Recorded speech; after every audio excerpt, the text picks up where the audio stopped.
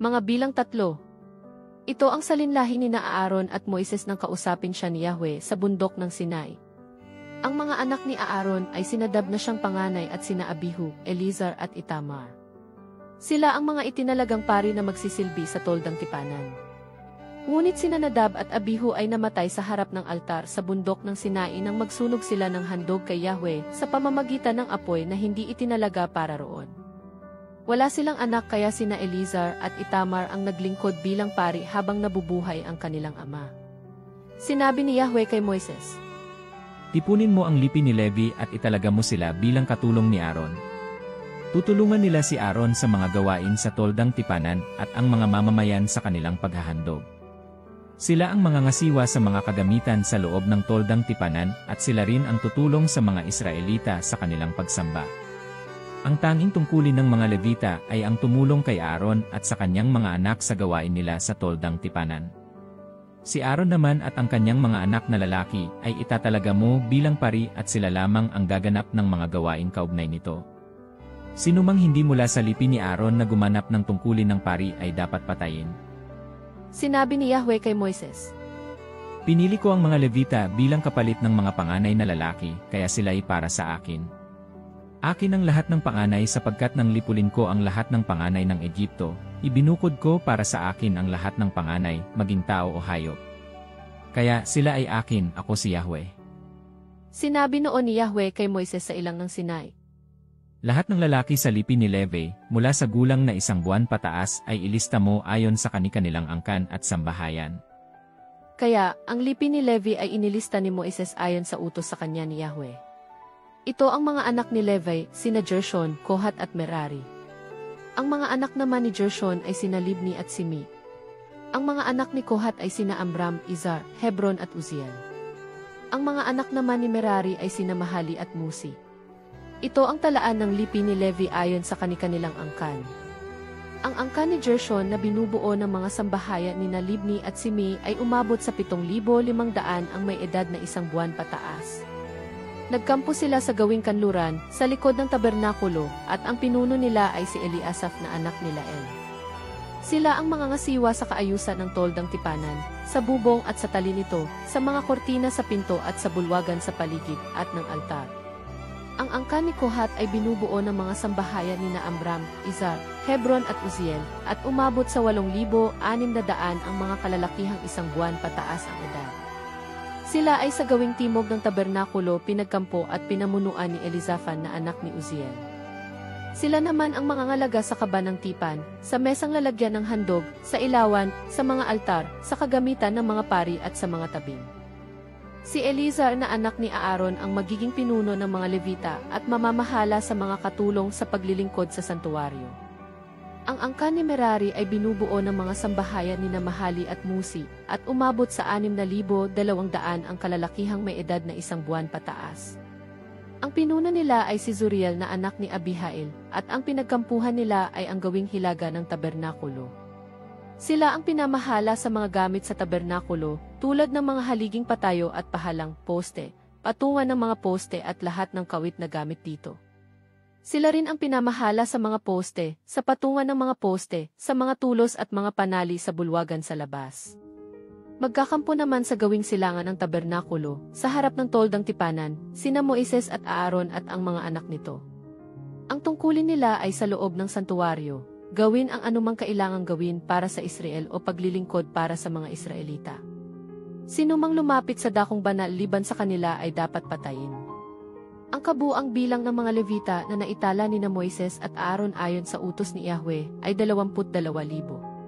Sinabi ni Yahweh kay Moises, Bilangin at ilista mo ang pangalan ng mga panganay na lalaki sa buong Israel, mula sa edad na 1 buwan pataas.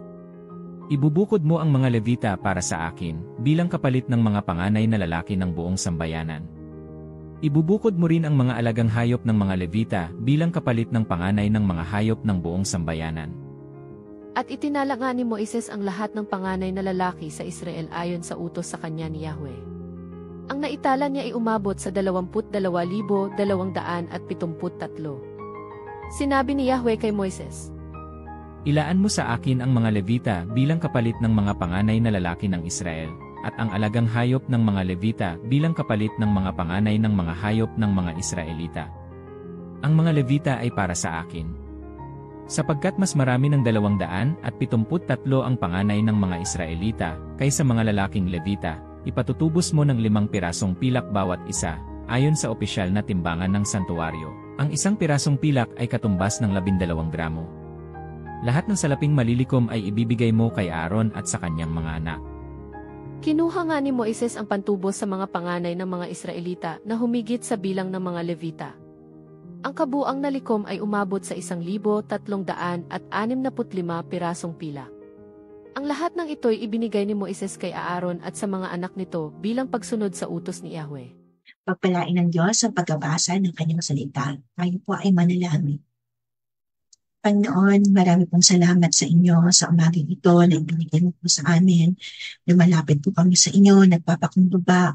Salamat po Panginoon na kung ano man po yung message niyo po sa aming umaga, sa amin po ngayong umaga. Salamat po Panginoon na marireceive po namin ito ng buong puso, and hindi lang po namin ito marireceive, kundi may isa sa pamuhay pa po namin ito, and hindi lang po namin may isa sa pamuhay, kundi ma-share din po namin sa iba po na nangangailangan. Patuloy mo po kami turuan, Panginoon. Patuloy mo po kami na kaingatan, Lord, sa lahat po ng aming ginagawa habang po kami ay sumusunod po sa inyo. Salamat po sa inyo, Panginoon, sa lahat ng ito. In Jesus' name we pray. Amen.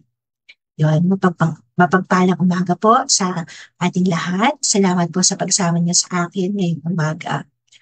Sa una pong tingin, ito pong Numbers chapter 3. Parang listahan lang po siya ng mga pangalan at mga tungkulin. Pero sa kabila po ng mga pangalan at ng mga tungkulin, meron pong mas malalim na mensahe ito sa bawat isang po sa atin. So sinabi po sa verses 12 at 13, ito pong Numbers chapter 3, sabi po, pinili po ang mga Levita bilang kapalit ng mga panganay na lalaki. Kaya sila'y para sa akin. Akin ang lahat ng panganay, sapagkat nang lipulin ko ang lahat ng panganay ng Ehipto, ibinukod ko para sa akin ang lahat ng panganay, maging tao o hayop. Kaya sila ay akin. Ako si Yahweh. Ang nagsasalita po dito ay ang Panginoon. So siguro po meron po tayong tanong sa isip natin. Sabi ng Panginoon, ibinukod niya po ang mga Israelitang panganay para maglingkod sa Kanya. Pero bakit po kailangan na palitan sila ng mga Levites? Naitanong niyo po ba? Kung hindi niyo po naitanong, ako na lang po magtatanong sa inyo.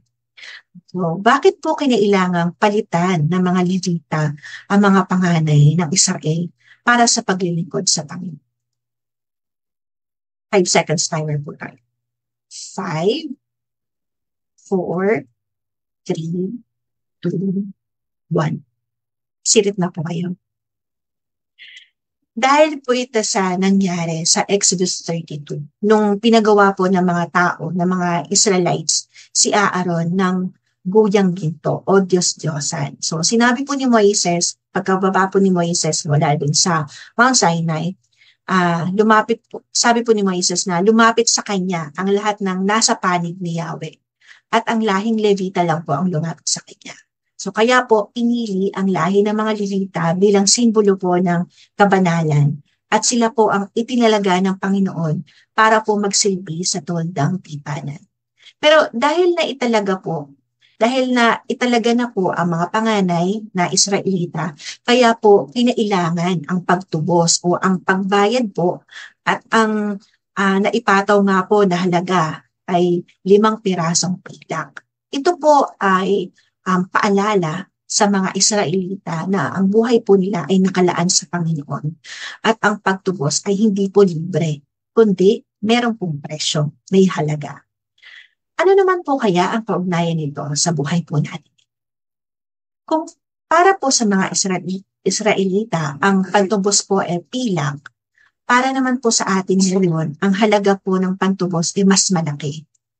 Yun po ay yung dugo ng Panginoong Hesukristo. So para po sa inyo, Ano pong ibig sabihin dito? Ano pong ibig sabihin na tayo po ay tinubos ng dugo ng Panginoon?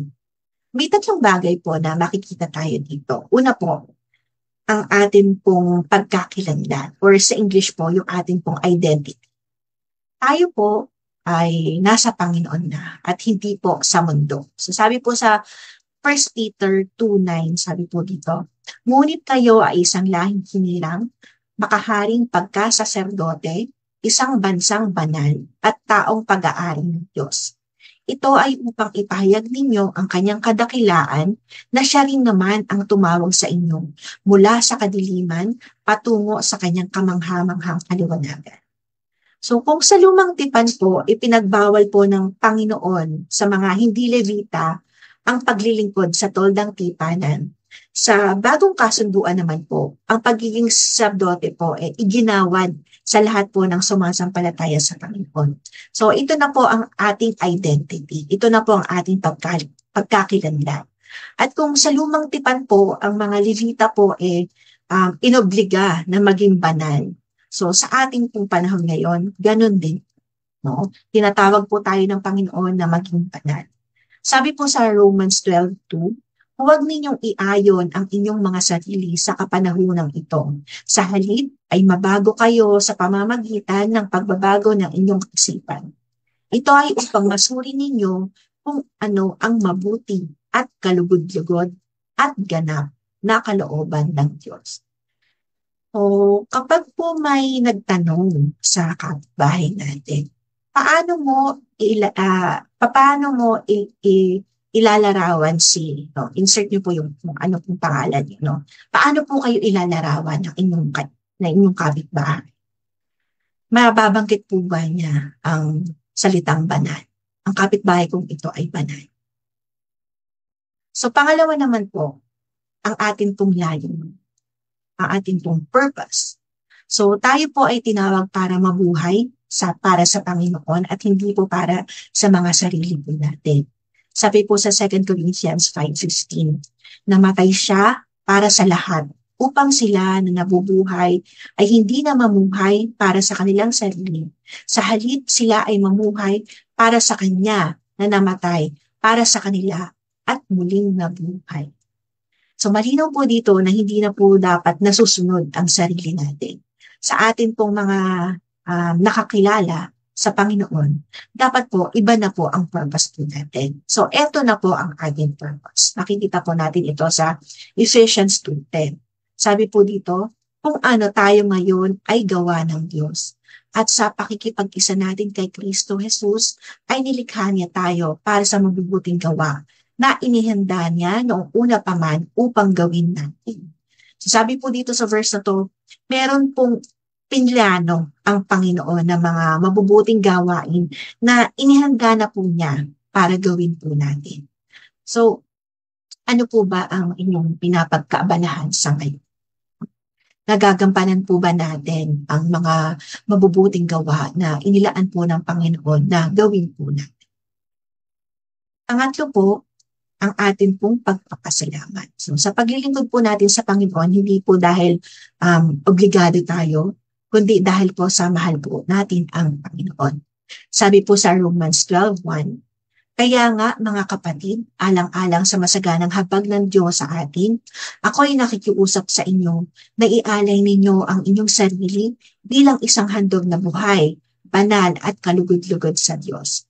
Ito ang karapat-dapat na pagsamba niyo sa Diyos. So gusto ko po dito yung salitang buhay. Di ba po, sa lumang tipan, ang mga handog po pinapatay. So dito po, sa Romans 12:1, sabi po dito ni Paul, ialay natin ang mga sarili natin bilang handog na buhay. No? Buhay po, no? So meaning, meron po tayong pagpili kung aalis po tayo sa altar or patuloy po natin na iaalay po ang sarili po natin sa Panginoon bilang handog. So sabi po ni Jesus sa John 14:15, kung iniibig ninyo ako, tutuparin ninyo ang aking mga utos. So, sa atin po, puno po ba tayo ng pagpapasalamat? Yung lumalabas po ba sa bibig po natin ay mga pagpapasalamat or reklamo po ba? or kaya galit, or kaya pagkainggit. Sa atin pong pagtatapos, inaanyahan ko po kayo na pag-isipan po sa ating pong buong maghapon. Yung tanong po na, paano ko maisasapamuhay ang pagtubos sa akin ni Jesus? Tayo po ay manalangin. Panginoon, muli po, lumalapit po kami sa inyo at nagpapakumbaba. Salamat po, Panginoon, sa mga salita mo na buhay, nakikilos po sa mga puso namin. Salamat po, Panginoon, na sa napag-aralan po namin at tungkol sa pagtubos niyo po sa amin. Tulungan po kami na mas maitindahan po namin ito ng mas malalim. And salamat po, Lord, na hindi lang po namin ito maiintindihan, kundi isa sa pamuhay pa po namin. Marami pong sa inyong salamat, Panginoon, na patuloy niyo po kami kinakahabagan. Patuloy po ang inyong awa sa amin at ang inyong grasya. Marami pong salamat sa inyo, Panginoon. Kayo po ang madakila sa buong maghapon na mangyayari. Marami pong salamat sa inyo, Panginoon, sa lahat ng ito. In Jesus' name we pray. Amen. So, salamat po muli sa pagsama niyo po sa akin. Kung na-encourage po kayo ng message po na ito, share niyo rin po to sa iba na sa tingin niyo po ay nangangailangan na may remind ng kanilang pong worth at yung purpose po nila sa Panginoon. Marami pong salamat sa inyo sa mga oras niyo po. Hanggang sa muli po, pagpalain po tayo lahat ng Panginoon.